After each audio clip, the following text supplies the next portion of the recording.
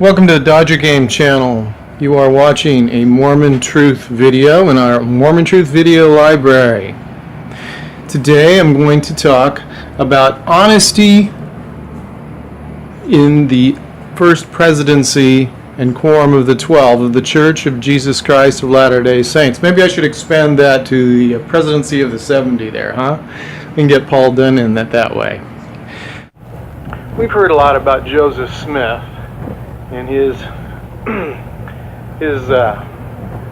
colorful history and much of the discussion regarding whether or not the LDS Church is actually being guided by Jesus Christ as an all-knowing, unchanging, perfect being. Many people have questioned that possibility on many different particular issues. And so today is going to be about the honesty of the brethren. Now, as you can see on here, there are some videos that I've done that centered a little bit on Gordon B. Hinckley. To be honest, the sound quality on some of these just isn't that great. Technical issues, squeaks on the screen, that sort of a thing. So I want to go over some of these issues and just kind of go off the cuff here, because I've got a fairly good grasp of some of the issues here dealing with Mr. Gordon B. Hinckley. Now, starting off, however, this one in the middle is it kind of an over... Actually, again, to be honest here, trying to keep the record straight, it's been a while since I looked at this stuff, and in particular as far as Richard Packham versus Grant Palmer and Ken whatever. So I think two of those guys were in CES, and Grant Palmer, probably was. I think Richard Packham left the church when he was 25, doing graduate school for it, but I don't think that he actually was in CES as an administrator or teacher. I'm sure he attended some things.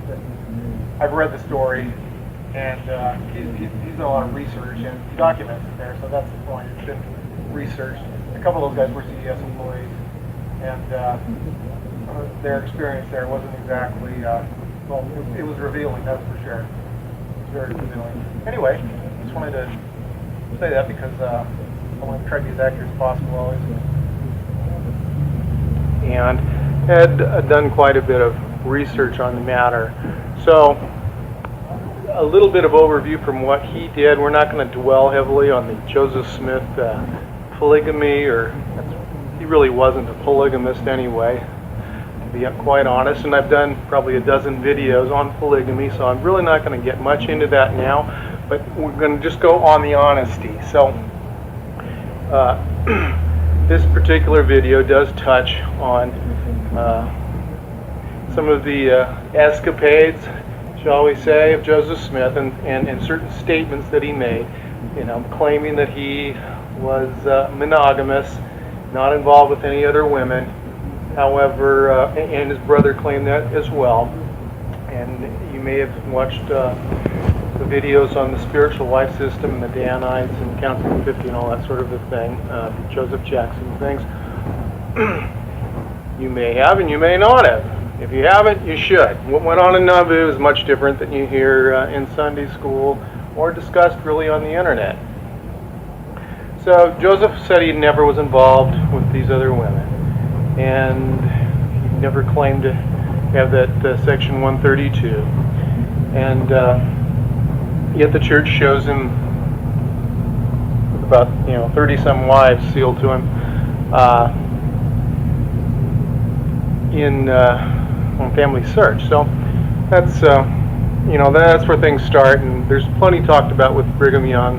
So forth. John Taylor, many people don't realize, he was the third president of the church, an apostle, and so forth. And while he was on a mission in Europe, I'm going to use that term loosely, may have been France or may have been in England, England at the time. I think he actually printed up a piece there, a little PR there, saying that there was no polygamy going on in Utah because there were some rumors of recruiting people. But he had 12 wives at the time. And so that's kind of where we start with with today. Then I'm just going to move it pretty much up to Gordon B. Hinckley. Maybe we'll stop at Joseph Fielding Smith, because he was the church historian and became president of the church. And both he and Brother Hinckley wrote some historical stuff for the church. Joseph Fielding Smith, among the works that he did, you will find Essentials in Church History. And I've got a video in here in this compilation of over 100 videos that covers that particular issue, in shows on there where he talked about the naming of the church and so forth. And he didn't really tell us the truth. He didn't allow us in his history to have any reason to believe that the church was originally named the Church of Christ for the first 4 years or so, and then became the Church of the Latter-day Saints in 1834 to 1838, and then became the Church of Jesus Christ of Latter-day Saints, so in 1838. You wouldn't know that from what he said, and neither would you know it from what Gordon B. Hinckley wrote in Truth Restored. He very emphatically stated this. I'm not looking at it. I don't actually have access to it right now, but I did read it. In the kitchen, paperback book, Truth Restored, used to be in the ward libraries. And word for word, if I can get it right, it said the name of the church was originally named, or gained its name originally by divine edict as the Church of Jesus Christ. He goes on to say, later the words of Latter-day Saints were added by inspiration.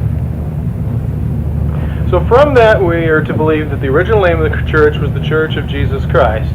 That's, however, not the case. It was never named that. And then we are to learn from what he said that from that existing name, existing fictional name, the other words were added to it. However, that's not the case. It was the Church of Christ, so he lied about that. Then it became the Church of the Latter-day Saints. He's lying about that, because he's omitted that and said it went from a non-existent name to the third name. So, that's not honest, sorry. And here we see Joseph Fielding Smith says that they organized the Church of Jesus Christ, and then he goes on to say that Albert Cowdery and Joseph Smith ordained each other as first and second elder of the Church of Jesus Christ of Latter-day Saints. In 1830, there was no Church of Jesus Christ of Latter-day Saints, and he knows that. You may think it's no big deal, but it's the reason he's lying is because it doesn't look good that Jesus can't make up his mind, and that he also would have named his church a name that he said he couldn't name it, that it couldn't be named, a name without his name in it, the second time. So they obfuscate all that and they lie. He didn't ordain him to the Church of Jesus Christ of Latter-day Saints. It was non-existent at that time. So he knows that. He's a church historian. And then he calls it the Church of Jesus Christ, which it never was also. So Hinckley decided to follow his lead apparently when he wrote Truth Restored. And then we've got it again in the church manual here on LDS.org. They're calling it the Church of Jesus Christ. The Church of Jesus Christ of Latter-day Saints are following suit, and it wasn't that until 1838. So they know what the facts are, but they won't tell you very easily. There is something that says that shows that Emma refers to the Church of Christ. That's what it was called, but that's kind of deep in the history stuff there. Regular lesson manuals, nope. They want you to believe it was always called the Church of Jesus Christ of Latter-day Saints, because obviously Jesus wouldn't screw up 3 times if he's perfect. And he would have already known that the Church of Christ name was taken in Kentucky in 1820 or so. If that was actually the reason they changed it, we've never actually heard of why, but since that did happen, it's a little suspicious.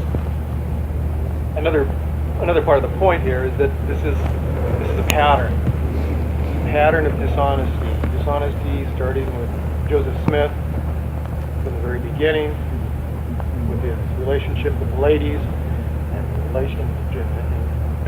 the denying the secret doctrines being taught. The fact that obviously a perfect God wouldn't tell him to break his covenants with his wife, the terms upon which she married him, which were monogamous, no other women, that's the terms, excluding all others, cleave unto her alone. Yeah, those are terms of a legal binding contract. So God supposedly told him to violate that. They tell us now, but he always said, no, I'm not involved with anybody else, ever. And the church has obfuscated that by saying he sealed all these women and so forth, long before, everything's retroactive here with this gospel. If we check out the history, 132 is not church doctrine then. Never had seen Elijah, supposedly. He got involved with Fanny Alger. So we've got these presidents of the church writing history that's obviously carefully crafted to give us a picture that is not correct. Lying to us about the name of the church from the beginning. Anything that's a problem either disappears or gets hidden, changed, all kinds of things, like the Book of Abraham, or all the changes to the Book of Mormon after supposedly Jesus said it was correct, Thousands of corrections, even grammatical, of course. Joseph Smith. He got the right message only when Jesus was not quoting out of the Bible or writing out of Isaiah. Then Jesus' ability to share with him on the seer stone was just fine. But his grammar got all screwed up when it didn't involve stuff coming out of the Bible. Stuff they had no way of knowing of either. Like parts of Isaiah that were written after they left Jerusalem, supposedly. Or quoting, Paul, Peter, stuff like that. Yeah. Before they were born. Ridiculous, huh? Okay, so that's what I want to say there. Back to the rest of the video. This man that we see, when we see these videos, we saw Gordon B. Hinckley, and I've seen him, and people are giving him all sorts of accolades, saying, "Oh, I love this man, I miss him, he's such a wonderful guy," this, all sorts of things. And I think, how honest was he? I know he lied about those things. I was looking at it, reading it, and I said, how can he say that? He knows what the truth is. He knows what the truth is, and he's writing this. He's writing something he knows is a bald-faced lie. And also Joseph Fielding Smith, church historian, apostle, president of the church. Both of them lied about that. Because it didn't look good, of course. Book of Mormon says Jesus said, "How be, my church saved if he called my name." And there were people that said, why was the church named that without Jesus' name? Well, they just got rid of it. That's how you take care of it. You just eliminate it. Kind of like what Spencer Kimball did with the Book of Mormon, when it said that the Lamanites would become a white and delightsome people not many generations after the Book of Mormon would come forth in the latter days. So he just had that changed to pure and delightsome and got rid of the prophecy since they weren't turning white fast enough, even though he made statements such as, "The children in the Indian placement program are at least 3 shades lighter than their family members back on the reservation." So he was in charge of that program, and I think he was feeling the pressure. So he just had the scripture changed. So I guess Joseph Smith mistranslated it. The hieroglyphics were wrong on the golden plates. Jesus gave him a revelation that he wasn't telling the truth when he gave the information through the seer stone to Joseph Smith, or said that it was correct in Doctrine and Covenants section 1. I mean, what happened there? It was a problem, and it just went away. That's what you do with history. You just get rid of it. So, polygamy is what they call it, and it was polygamy in Utah, apparently. And it's a problem. There is polygamy in Utah. So when we see Gordon B. Hinckley getting interviewed on Larry King Live, how honest is he there? Well, there are questions about it, and he says that I don't think it's doctrinal. I don't think it's doctrinal. What do you mean you don't think it's doctrinal? It's in section 132 of the Doctrine and Covenants. It's right there. No, it doesn't say you can take other guys' wives like Joseph Smith did. And about 10 of the guys, of the girls he sealed to are other guys' wives in what's on FamilySearch.org, a church website, church-owned website. So they're claiming these as his wives. But he couldn't marry them, and they were already married to other guys. And section 132 does not say that's okay. And having sealed to these girls, is kind of like taking 132 and making it retroactive, because he never submitted that to the church. You know, he died in Carthage jail after got in a little bit of trouble for having the press destroyed, that printed an article saying that there was a section 132, that Joseph had this secret doctrine. You know, he was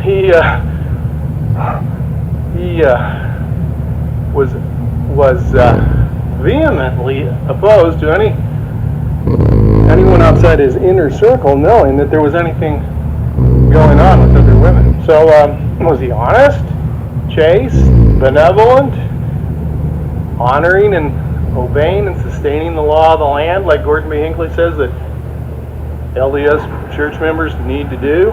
Said it on Larry King Live, and he said it in another talk that we're going to get into some more detail. Well, what about, so he tried to distance the church from that. He tried to distance it from the issue having to do with blacks in the priesthood. Larry asked him about that, and he said, "Oh, don't let those little flecks of history get to you. Little flecks of history." Or, I think that was about there was the blacks in the priesthood and the polygamy. And so he tried to completely distance from the whole polygamy thing. Oh, it was carefully guarded. Carefully guarded? Yes. Carefully guarded. The guys at the top got all the girls that they wanted. And when some of the missionaries started marrying some extra girls in Britain or so forth, I saw a discourse in the Journal of Discourses where they said, listen, no more of that. You send them all here, we get the first pick, and don't just be sending the ugly girls back to us. We, the leading brethren, get the first pick of these women. I think it was Jedediah Grant. I've read it, Journal of Discourses. You don't see that on LDS.org. That's part of that information control thing. They don't want to make things available that don't, that are problematic for them. So, what about the blacks in the priesthood? And Gordon says, he says, why was it? Well, it was interpreted that way. That was the way that they interpreted something back then. Interpreted. All you got to do is read the scriptures. The book of Abraham is very clear that Canaanites cannot hold the priesthood, and they were identified in Moses chapter 7 as it links in the LDS scriptures until the 2013 one tries to eliminate the links to Moses 7 where it says they turned black after they killed the people of Shem, so that all men would despise them. They had a skin of blackness come upon them. That's Moses chapter 7. So it was very clear, actually. It's not an interpretation.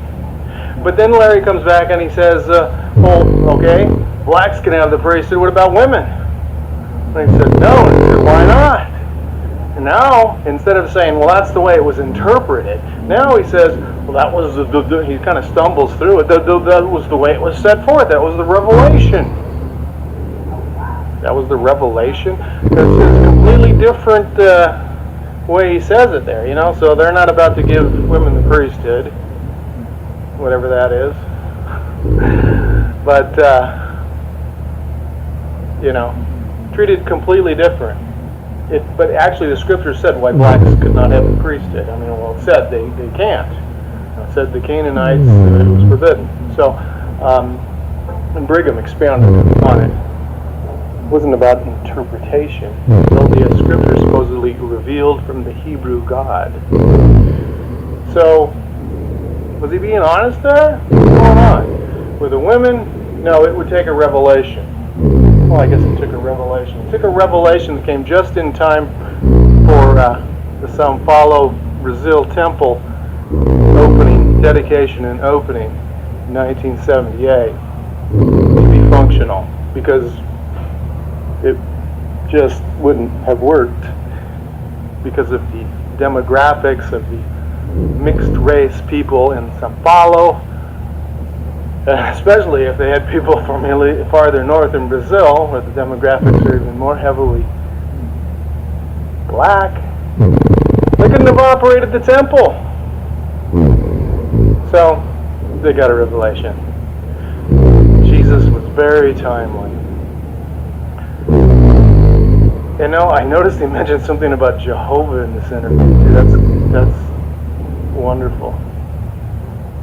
He talked about Jehovah. Jehovah didn't exist. Jehovah's a Catholic invention. That's so funny. I wonder if he doesn't know that one.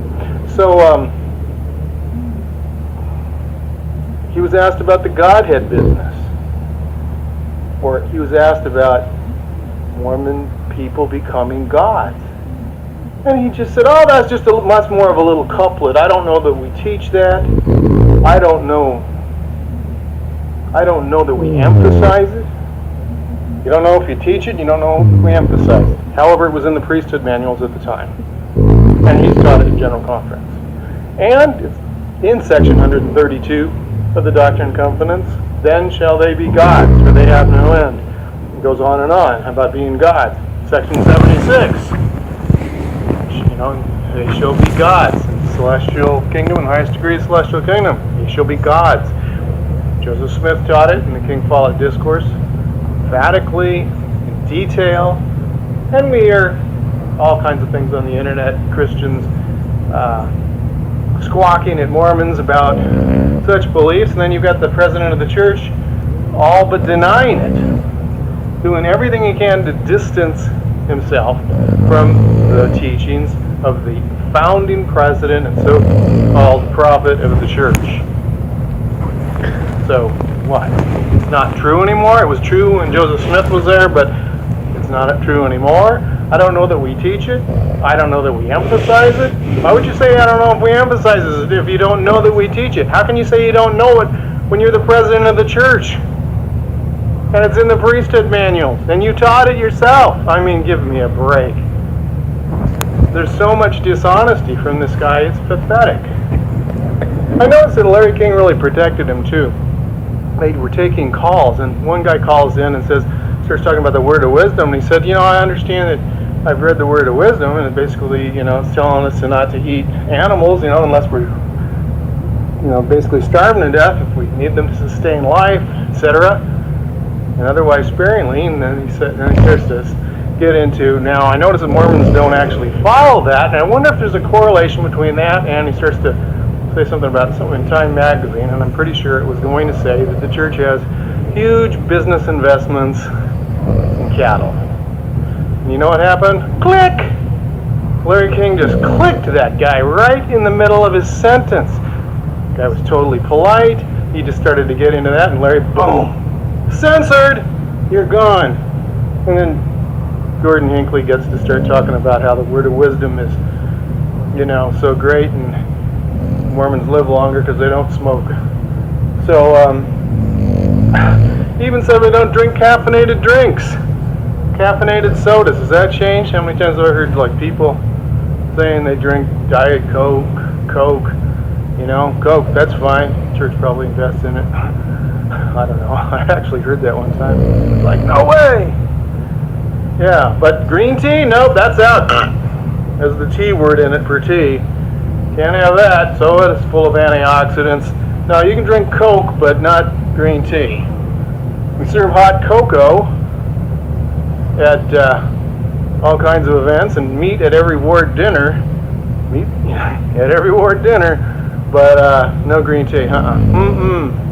Yeah, pretty ridiculous. So anyway, as soon as this guy starts to say something about that, and darn sure he was going to lead into the church's investments, because that's Time Magazine's the one that said how many billions of dollars is the church worth. Whoop, gone. Instantly gone. Why so misleading? Trying so hard to appear like normal, mainstream, evangelical Christianity. Why? Trying to blend with all other religions. What else did he say? Oh, we don't criticize any other faith. We say, just come, bring what you have. We have more. That's not what the Book of Mormon says. It says they're all of the devil. This is basically the Catholic Church is the whore of the earth. You know, the church, the great and abominable church of the devil, the guys that got a hold of the scriptures, and that's the Catholic Church, obviously, and the rest are all appendages to it. And, you know, plenty of discourses on that by guys like Brigham Young, Jedediah Grant, Orson Pratt, those guys. But it's right there in the Book of Mormon. If you don't, they're saved two churches only. One is the Church of God, and one other is the Church of the Devil. So, if you ain't LDS, he's going to hell. And Joseph Smith was pretty clear about that in some speeches that he made as well. So, is the gospel changing? Is Jesus anthropomorphic? Does he just keep changing? Does he just keep changing? You know, like Yahweh ordering all those executions, you know, genocides in the days of, you know, the books of Moses there, Numbers and Joshua and various other texts we've got there. And then he gets, so then he starts talking about, we need the word of the Lord should be established in 2 or 3 witnesses, so that's why we needed the Book of Mormon. Because, you know, the Bible's like one witness, or 2, you know, New Testament and Old Testament. What are we talking about here? Bible, what does that mean? Like library, collection of books? You got all sorts of different witnesses in there, supposedly. Whoever wrote Genesis obviously wasn't Moses. Way too anachronistic. Whoever wrote Isaiah, maybe a couple different guys wrote that. But, you know, well, you got all kinds. Whatever, you know. There's too many. No, I don't know them all, but I used to know a lot of them. Whatever. Ezekiel, Isaiah, Samuel, all sorts of these prophets, you know. But because they're contained in one book, does that make them just one witness? Well, great, now you got your quadruple combination, so I guess that's just one witness, right? I mean, how ridiculous was that question? It was another ridiculously contrived false premise. It really was. So, at any rate, nothing genuine about it. When this guy's talking, he's all public relations, and he stumbles on things that he shouldn't be. Now, he asked him if he was a prophet, didn't he? The people say I am. I'm sustained as such. You know, what's your role? I mean, he seemed to love Bill Clinton plenty. Oh, he's so immensely talented. Well, isn't Lucifer immensely talented? Is he going to praise him next? I suppose he probably should. I mean, Albert Pike does, and he was the head of Freemasonry in the days, you know, of Brigham Young at least. And, well, you know, high-level Freemasonry, according to Albert Pike, is about Luciferianism, and so Manly P. Hall, you know, confirms that. So, that's where certain things came for temple ordinances, or portions of them, aspects of them.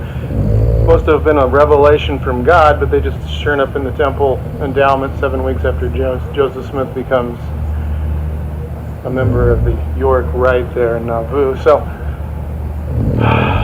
just a coincidence. Really, it's just a coincidence. You know, just blow it off. Had nothing to do with the Masons, right? Didn't it? Right? You know, they must have just copied it from the Mormons, right? Or from Solomon's Temple or something, you know? And Joseph Smith, so why did he join them? And then introduce Masonry into the LDS endowment. And then certain things have disappeared, even though there's building 7 coming down.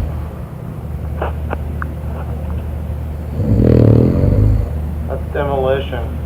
That's a no-brainer. The Twin Towers are demolition. It's not rocket science. It's aircraft fuel science. And not for building 7. It never even got hit. They went straight down with no resistance.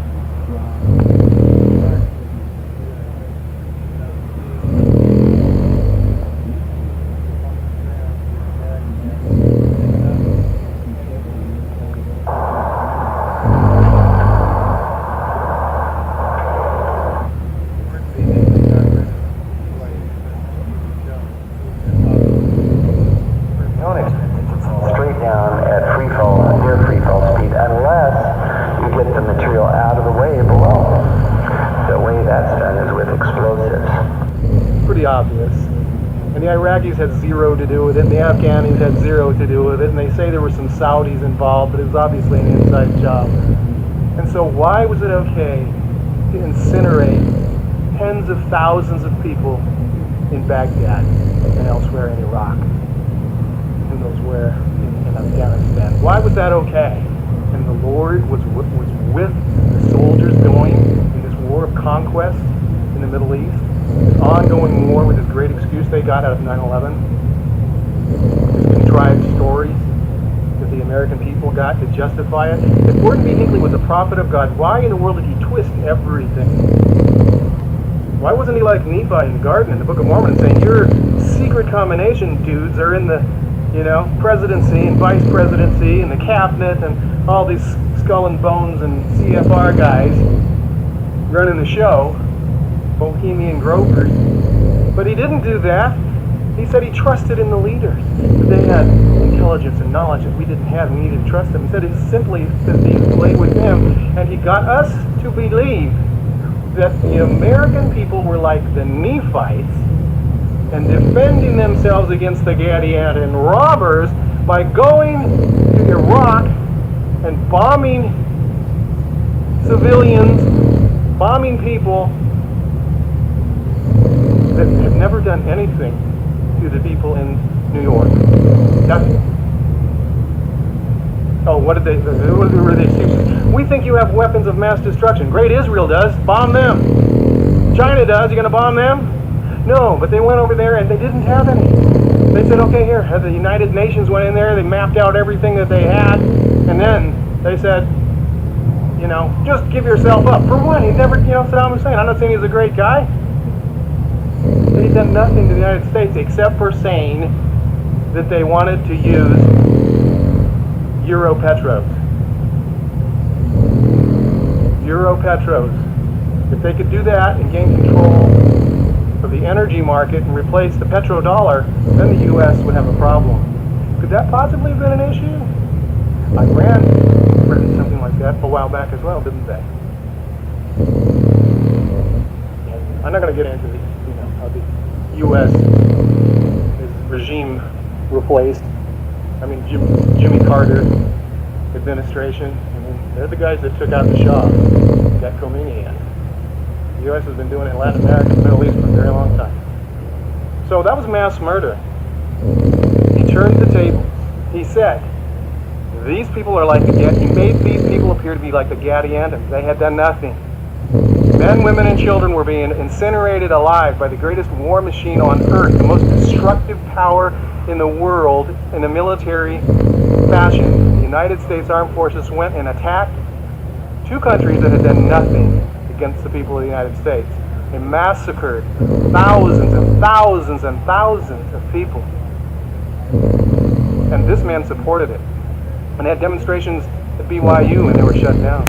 And Dr. Stephen Jones, the professor at BYU, was on YouTube, showing how it was completely impossible, obviously. These people were so brainwashed that they couldn't notice the buildings went straight down. Many of them never saw Building 7 go down, which never even got hit by a plane. It just went down. It was sympathetic. It wanted to join the crowd. And so it just went down. Yeah. They got rid of Stephen Jones. Silenced him. BYU did, which is ultimately under the authority of Gordon B. Hinckley.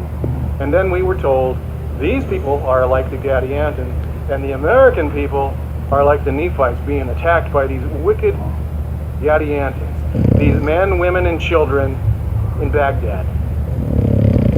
And then he said that the people of America in the armed forces were obligated to go and do this.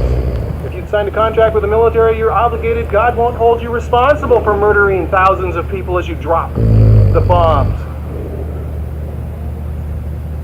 As you shoot the shells from your ships. The children that are burning alive are being blown to bits as their mother's serving them dinner. You won't be held responsible for this. In fact, anyone who might try to hedge up the way against this by demonstrating might be offending God. Watch for him to say that. Gordon B. Hinckley, Thomas Monson, Dieter Uchdorf, these guys are masters in communication and persuasion. I would say that they are masters of NLP, neuro-linguistic programming. I don't know if they went to Tony Robbins seminars, obviously Dieter went to some management school, very elite, where, Bilderbergers over Europe go, Switzerland, and then he's in the First Presidency. He's extremely smooth. These guys are great at using the art of persuasion. Advanced sales techniques, hypnotic language. You understand and recognize any of these things, you can be amazed at what you see people do. So Jesus is into mind control. Follow the prophet. Follow the prophet. Follow the prophet. He knows the way. Gordon B. Hinckley set an example. He said his sentiments lay with being like the Nephites. And then he talks about the title of liberty, standing to defend your rights, your wives and your children, your religion, your all. And he gives them Captain Moroni's story. But he's turned the tables. That would have applied to the Iraqis who were being invaded. Their land pillaged and destroyed. Their resources controlled then by privately owned military. If he's a prophet of God, surely he knows that these people were being destroyed for nothing. And in the Book of Mormon, just in case you don't remember, when the people said, why don't we go out and attack the Gadiantans in their own strongholds? And the leader, the military leader, who was also a prophet, it says, Gidonai or something, he says, no, not so. If we go after them, the Lord will deliver us into their hands. Now, in that case, remember, these Gadiantans had robbed, murdered, done all kinds of stuff against the people of Nephi in the story. And yet he says the Lord God would deliver the Nephites into the hands of the Gadiantans if they went out and attacked and tried to exterminate them. Now, the Iraqis did nothing to the people of the United States. Neither did the Afghanis. Except for some of them grew up prostitutes, maybe. And Gordon B. Hinckley supported a war of complete aggression. Used advanced sales techniques, used emotional triggers, knowing that the people had been mentally programmed, conditioned to believe that Captain Moroni's speech represented everything dear to them. Those words, liberty, your wives and your children, yea, your all. And he rent his coat and put it on made the title of liberty. And that goes along just perfectly with the kind of garbage we get on the news and every other programming you get on television or at ball games. Thank you for your service. Thank you for keeping us free. Gordon B. Hinckley says that the young man told his mother, I have to go so that you can be free. Free? The people in Iraq were threatening American people's freedom? By what? Because their leader wanted to introduce the euro petro. Use the euro. Control the energy market possibly, instead of having the United States dominate the energy market. If it doesn't, the soup would hit the fan.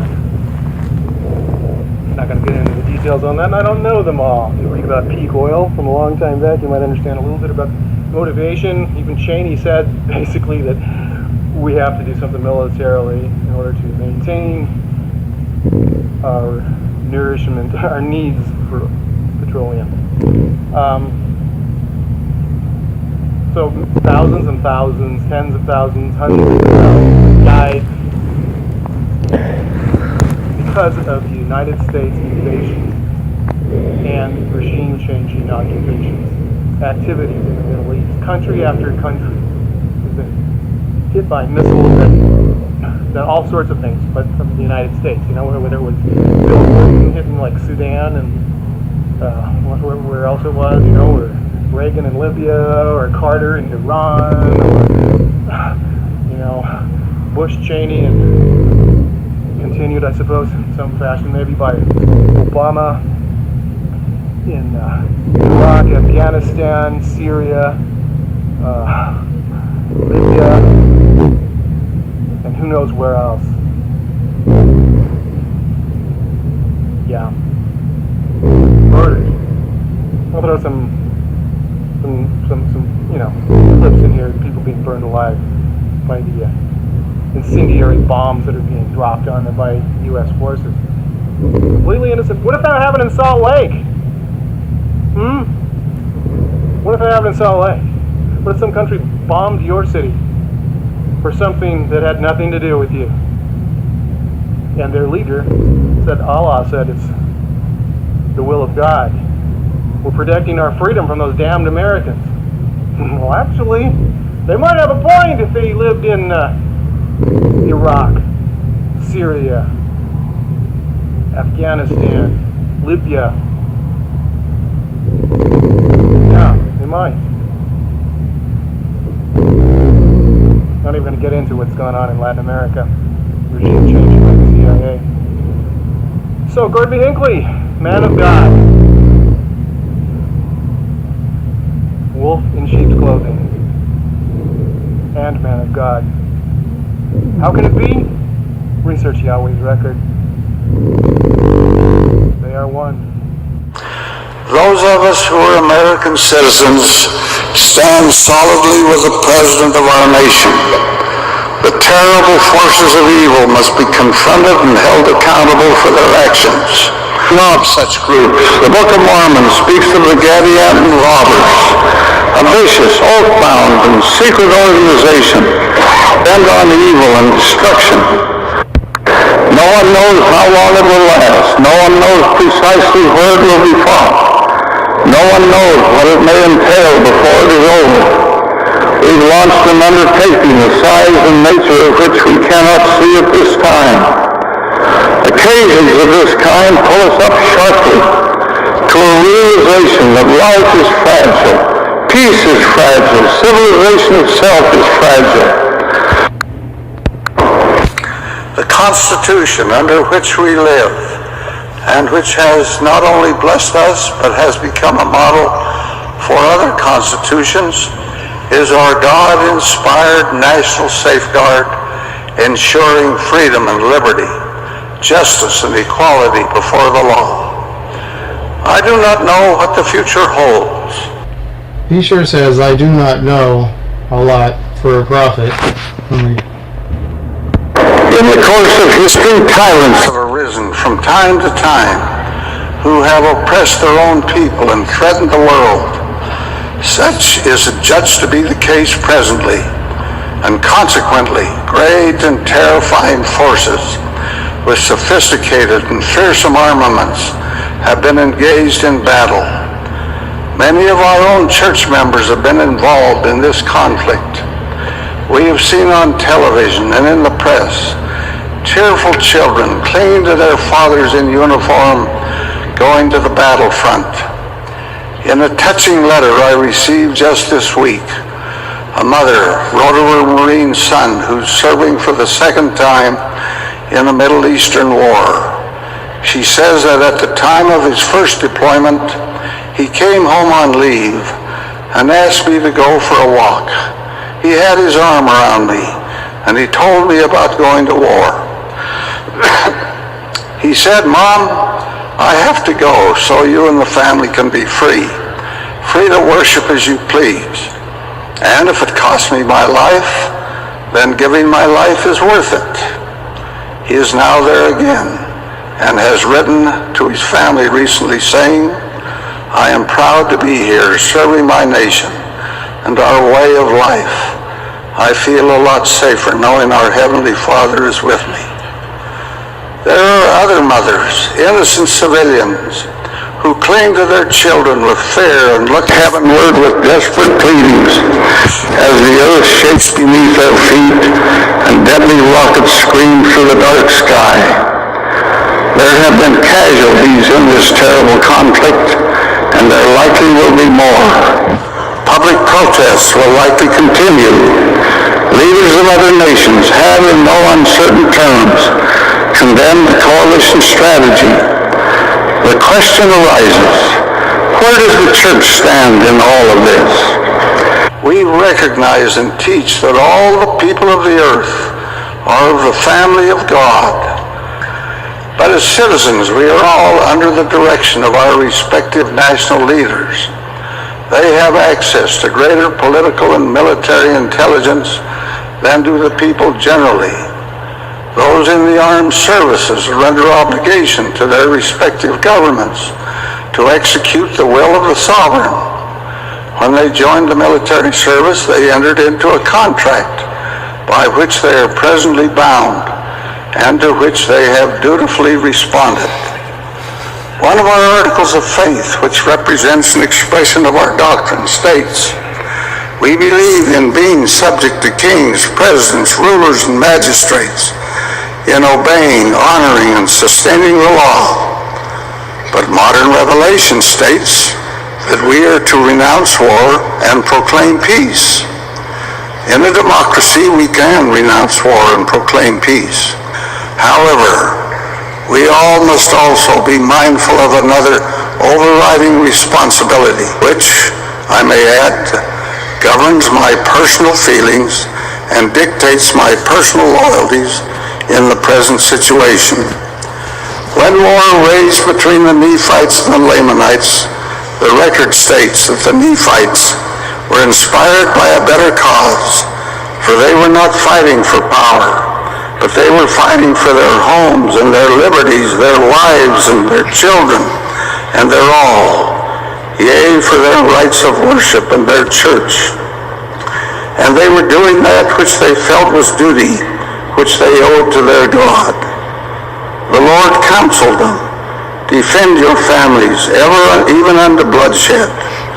And Moroni rent his coat, and he took a piece thereon, and wrote upon it, "In memory of our God, our religion and freedom, and our peace, our wives and our children." And he called it the title of liberty. It is clear from these and other writings that there are times and circumstances when nations are justified, in fact, have an obligation to fight for family, for liberty, and against tyranny, threat, and oppression. Peace. We are followers of our Redeemer, the Lord Jesus Christ, who is the Prince of Peace. But even he said, "Think not that I am come to send peace on earth. I came not to send peace, but a sword." I believe that God will not hold men and women in uniform responsible as agents of their government in carrying forward that which they are legally obligated to do. It may even be that he will hold us responsible if we try to impede or hedge up the way of those who are involved in a contest with forces of evil and repression. Secret combinations, lusting for power, gain, and glory are flourishing. A secret combination that seeks to overthrow the freedom of all lands, nations, and countries is increasing its evil influence and control over America and the entire world.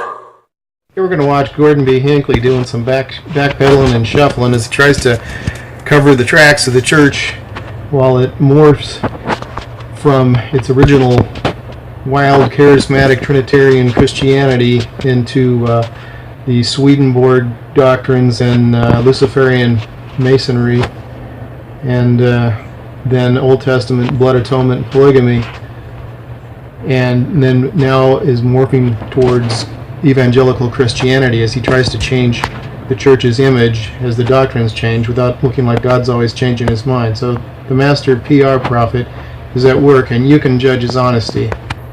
Condemn it.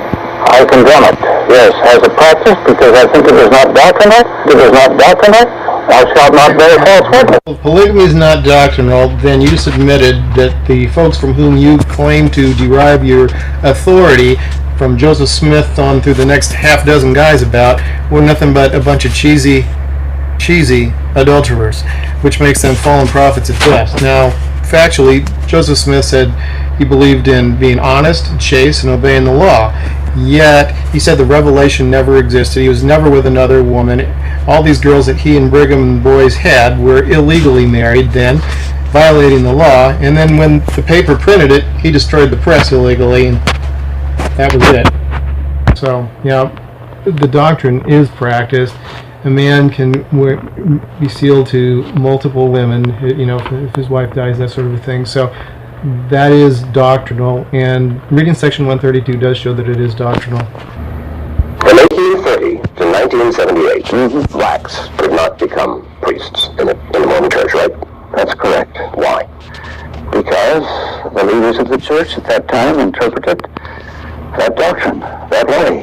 Church policy had it that blacks had the mark of Cain. Brigham Young said, Cain slew his brother, and the Lord put a mark upon him, which is the flat nose and black skin. It's behind us. Look, that's behind us. Don't worry about those little flicks of history. Skeptics will suggest, well, look, if we're going to expand, we can't keep the blacks out. Pure speculation. Now that blacks can be priests, the current issue is whether Mormon women will ever be priests. The current issue is whether Mormon women will ever be priests. Men hold the priesthood in this church. Why? Because God stated that it should be so. That was the revelation of the church. That was the way it was set forth. Well, that was kind of interesting. When asked about blacks in the priesthood, he just said, well, that's all behind us, and that was the way things were interpreted. However, looking at the book of Abraham chapter 1 and Moses chapter 7, it's very clear that it was scriptural, as the scriptures that were revealed to Joseph Smith, that he says he translated and so forth. Now, when it comes to women and the priesthood, well, it's the Word of God, says Gordon. Whereas it was just as much the Word of God, and what Joseph wrote and what Brigham said was the law of God then, but instead he words it quite differently. He doesn't put it that it's God when it's the priesthood with a race issue, but when it's men and women, he goes ahead and uses the doctrine that it's from God or the scriptures here. Which is the same kind of thing we see in the LDS apologetics, disguised as straightforward essays of the gospel topics essays, which have basically replaced farms now as the apologetic arm of the church. Steve Benson left the church to become one of its most outspoken critics, even though his late grandfather, Ezra Taft Benson, President Eisenhower's Secretary of Agriculture, had been a church president. Steve Benson complains that by enforcing conformity, the church stifles independent thought. The cultural mindset in the church is when the prophet has spoken, the debate is over. And the prophet is? Gordon B. Hinckley would be the prophet. When he has pronounced the church's position on any issue, it is incumbent upon the members of the church to pray, pay, and obey. Clever statement from Steve, whom I know. Now look, a Jewish-owned public relations firm. Mormons hiring Jews to help spread the word. Makes sense to Senator Orrin Hatch, but then he wears a mezuzah on a chain around his neck. The Christians are going to hell by the millions. In addition to the statements by Gordon B. Hinckley on Larry King Live, especially regarding saying polygamy wasn't doctrinal when we know that it is, section 132. In an interview, I believe, with the San Francisco Chronicle, he denies, or anyway, he says that regarding God once being a man and man becoming gods, he said, oh, that's just a little couplet, and he really downgrades. He said, I don't know that we teach that, I don't know that we emphasize it. And that was in February, I think. No, I don't actually. No, maybe I'm wrong. What day that was? It was around the beginning of 06, I guess. So this is January of 06. This guy's got some webpage on here. And the ensign printed up the doctrines, saying, it is the first principle of the gospel to know for a certainty the character of God and that he once was a man like us. It's taught by Joseph Smith. This guy goes in here and he's got a couple. He's got some of the excerpts from the articles and so forth, as I can see there. And so, yeah, here's Gordon in the interview. So they say, there's some significant differences in your beliefs between LDS and Christians, I guess, probably. For instance, don't Mormons believe that God was once a man? I wouldn't say that. That was a little couplet. There was a little couplet coined, as man is, God once was. As God is, man may become. Now that's more of a couplet than anything else. That gets into some pretty deep theology, and we don't know very much about. So you're saying the church is still struggling to understand that? Well, as God is, man may become. We believe in eternal progression very strongly. So, apparently, he says that first, he says, I don't know that we teach it. Then he says, backpedals and says, I don't know that we emphasize it. And then he talks about progress. And so, it's like one thing after another. We'll go, here's Joseph Smith saying, we'll go back to the beginning before the world was, what sort of being God is. And I'm going to prove it by the Bible and so forth. And God himself was once a man as we are now, an exalted man, and is enthroned in yonder heavens. That's the great secret. So, Hinckley again saying, I wouldn't say that, and I don't know that we teach it. I don't know that we emphasize it. I understand the philosophical background behind it, but I don't know a lot about it, and I don't think others know a lot about it. So he's the prophet, seer, and revelator, and he doesn't know a lot about it, and he doesn't know that we teach it. Well, it was still in the priesthood manuals then when he taught it. Then, and I know that in 1991 he taught it in conference, and it may still be in the priesthood manuals now. Plus, section 132 says that then, they are gods. We're gods. Abraham's already a god, and it says it multiple times. So it's totally doctrinal. It is taught, unless we're taking section 132 and a few other things out. So God himself was once a man as we are now, and is an exalted man, and sits enthroned in yonder heavens. That is the great secret, says Joseph Smith. Well, once again, we have changing stories. Also being interviewed, they ask him about how do you receive revelation, Gordon Hinckley, and he says, let me say first that we have a great body of revelation, the vast majority of which came from the prophet Joseph Smith. We don't need much revelation. We need to pay more attention to the revelation we've already received. Meanwhile, we've got these things saying, the living prophet's the most important, and with all the doctrines that have changed of late especially, or in the last, many years, but even more so now, that seems to be the case, as much of what Joseph Smith and Brigham Young taught is no longer, is disavowed in the gospel topic essays and so forth. But Ezra Taft Benson's 14 points of the, about the prophet, saying that he'll never lead us astray, when the brethren speak, the prophet speaks, the discussion and the thinking is over. The greatest danger basically is people thinking for themselves. And in the Bible, the Apostle Paul says, try all things and hold that fast to that which is true. That's like the opposite of deciding not to think. The living prophet is more important than any dead prophet. The prophet in the first presidency, and the blah, blah, blah, follow them and you'll be blessed. Don't, and you'll reject them and you'll suffer. Yeah, I think he also said that the first presidency is the highest quorum. Well, actually, the Doctrine and Covenants says it's equal to the quorum of the 12. It's not like massive contradiction. Gordon B. Hinckley says that's pretty deep doctrine. I don't know much about it. I don't know anybody that does. But Joseph Smith says that's like the first principle of the gospel to understand the nature and character of God. So Gordon Hinckley's the prophet, but he doesn't understand it. And here he says we really don't need much revelation anymore. Yet it's always been stressed that the current prophet's the most important, and the gospel was restored to have living prophets to prepare for the second coming. The more they talk, the more the Blue Fairy's revelation to Pinocchio looks like the right one. This is about the brethren and honesty. And looking at Richard Peckham's article, Bruce McConaughey said anything with intent to deceive was a lie. Let's check it out. Talks about, gives some scriptures here that condemn being dishonest, heavily in the Doctrine and Covenants, being cast down to hell, or thrust down to hell, and that sort of thing. There's a talk by Marvin J. Ashton. He goes so far as to say that not giving all the details, leading someone to, believe something that is not true by omission is tantamount to the same thing.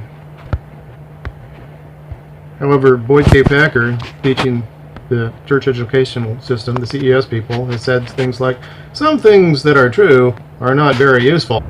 Joseph Smith starts the controversy here. Joseph Smith not telling the truth about what's called polygamy, plural marriage, celestial marriage, or spiritual wife system. In 1844, after he'd been at it for quite a while, shall we say, he gave this sermon in Nauvoo, saying, William Law has gone to Carthage and swore that I told him that I was guilty of adultery, this spiritual wifism. Why a man dares not to speak or wink for fear of being accused of this. A man asked me whether the commandment was given that a man may have 7 wives, and now William Law has charged me with adultery. I am innocent of all these charges, and you can bear witness of my innocence, for you know me yourselves. What a thing it is for a man to be accused of committing adultery and having 7 wives, when I can only find 1. I am the same man and as innocent as I was 14 years ago, and I can prove them all perjurers. Okay. This goes on to recount how, of course, Joseph Smith had maybe about 34 women that he had supposedly married, of course, by then, and other folks say he was involved with a lot more women. So since it was completely illegal, they weren't wives, it was concubinage, and it's kind of a euphemism for the church to call it marriages, plural marriages, and that sort of a thing. Family Search affirms a lot of these. About a dozen of these gals were currently married to someone else. Some LDS apologists try to say, well, he wasn't having intimate relations with them.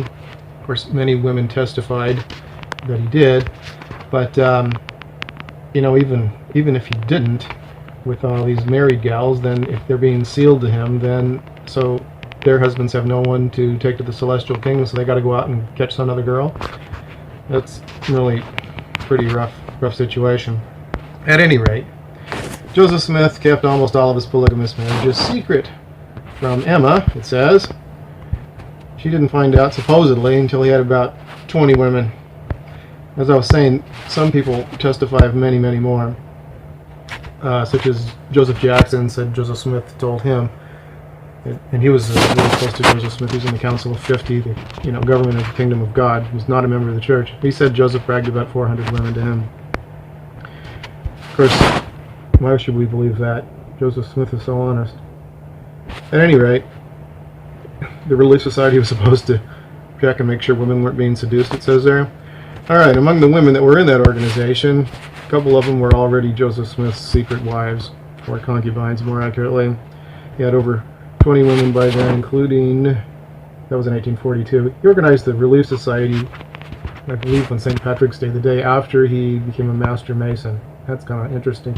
There's some Masonic language regarding the Relief Society that if you know the language, you'll understand it. If you do some reading on Royal Archmasonry. Okay, so Emma was not privy to some of this for a while. Okay, and here's a business about if any of you espouse a virgin, you have to get consent, this guy says. Well, actually, Section 132 exempts Joseph Smith from getting Emma's permission, so he's wrong about that one. Whoever has the keys of the priesthood can have as many women as he wants, it says, and there's not a darn thing she can do about it. If she doesn't like it, she'll be destroyed. Now, if you're just a peon, well, then you have to get your wife's consent, plus the brethren's. So, yeah, Joseph Smith was involved with a lot of girls, and the first girl, Fanny Alger, that was 1833. She was an orphan girl living at their house, and he got her pregnant. That's 3 years before even the Elijah thing in the temple, not to mention, Section 132, which he never submitted to the church. What he did submit, though, was the revelation saying it's adultery to have more than one wife. And let me find that one.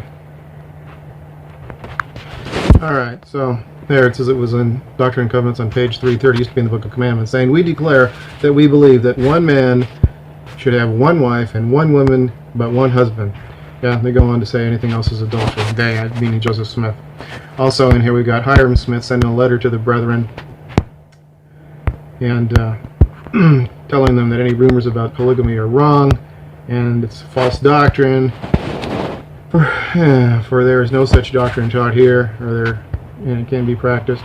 And anybody that is culpable will stand a chance of being brought before the High Council and lose his license and membership also. So, and when did Hyrum send that out? March 15th, 1844. Denying it. He had at least 5 women himself by then, and according to Joseph Jackson, he was offering to hook him up with some of his favorites. That is the doctrine of polygamy's in there, so they're clearly there. I just recently read it. And Becoming Gods is there multiple times, so we don't teach 132 anymore. I condemn it, yes, as a practice, because I think it is not doctrinal, it is not legal. Thou shalt not commit adultery. Thou shalt not steal. Thou shalt not bear false witness. It is not doctrinal. Thou shalt not bear false witness. It is not doctrinal. Thou shalt not bear false witness. He says there, notice that Brother Hinckley specifically said, I don't know that we teach it. At the same time, the church was publishing a lesson manual teaching it. Either he was lying or he was woefully ignorant of what is being taught in the church, is what it says here. On the polygamy thing, it was on a very restricted basis and maybe guarded, words he used, it's because it was a secret doctrine. It wasn't restricted among the leading brethren. They had many wives, and some of them inherited many of Joseph's, like so much property. One of the reasons for that was that women were marrying into godhood. You had to marry a guy that was going to become a god, or be sealed to him even if you were a man, which is what John D. Lee did when he was sealed to Brigham Young. Here he mentions the church manual, Teachings of the Presidents, and the one about Brigham Young. Although he's a huge polygamist, the portrayal of his life it never even mentions him being into polygamy at all here. So it's completely deceptive, is what he's saying. Including the summary of his life. Doesn't mention his 52 wives, his 15 divorces, 4 separations, or 55 children. If that's a little over 1 per wife, how is that multiplying and replenishing the earth and raising up seed to the Lord, as it says in the book of Jacob? Now see how honest Gordon is about the DNA issue. The findings of geneticists. It's also archaeologically impossible. It's also historically and linguistically impossible. This DNA evidence had been firmly established and widely published long before the 2002 Winter Olympics focused the world's attention on Utah. Gordon B. Hinckley is the current president of the Church of Jesus Christ of Latter-day Saints and is believed by his followers to be a modern-day living prophet. It was in just such an interview that in January 2002, a German reporter asked President Hinckley about the DNA evidence facing his religion. What will be your position when DNA analysis will show that in the history never had been an immigration from Israel to the North and to North America? It could be that the scientists will find it out. It hasn't happened. That hasn't been determined yet. All I can say is that's speculative. No one really knows that, the answer to that, not at this point. Well, of course he's wrong. First of all, he's factually wrong. It's been fairly well shown. That's what we're talking about here. And by that time, there were a lot of papers written on it. I would find it very incredible to know that he wasn't familiar with it. One of the frustrating things for me as a Mormon scholar is the general Mormon approach to problems with the Book of Mormon, and that is, more often than not, to pretend like they don't exist. E&C 132, Revelation and the Principle of Plural Marriage. And if you have 10 virgins given unto him by this law, you cannot commit adultery, they belong to him. Then shall they be gods, because they have no end. It's doctrinal and taught. Tell us something true. I do not know what the future holds. It's a lot of don't knows for a prophet. I condemn it, yes, as a practice, because I think it is not doctrinal, it is not legal. Thou shalt not commit adultery. Thou shalt not steal. Thou shalt not bear false witness. It is not doctrinal. Thou shalt not bear false witness. It is not doctrinal. Thou shalt not bear false witness. I can't wait for the aha. Parentheses, and please don't forget to share this article. It may help more people than you know.